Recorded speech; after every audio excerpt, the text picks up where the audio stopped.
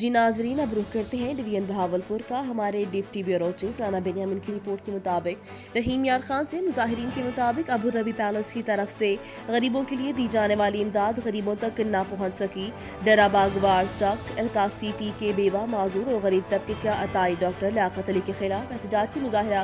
मुजाहिरीन ने मीडिया से गुफ्तगू करते हुए कहा कि अबू धाबी पैलेस रहीम यार खान से शेख फातिमा जैद की तरफ से मुल्हिका इलाकों में मैनेजर इरफान हबीब और मुंशी रईस हसन की तरफ से अबू धाबी पैलेस की मुल्हिका इलाके की गरीब आवाम के लिए मुख्तलिफ औकात में पैलेस से 4 मरतबा राशन से भरे इमदादी ट्रक भेजे गए, लेकिन अताई डॉक्टर लियाकत इमदादी राशन को मुस्तहिक अफराद को ना देकर मायूस कर दिया।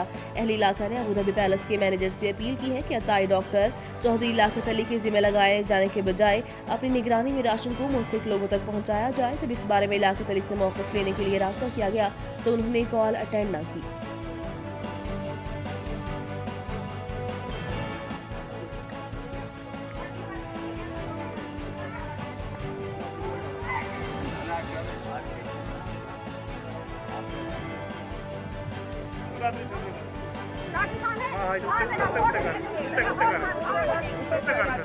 हाँ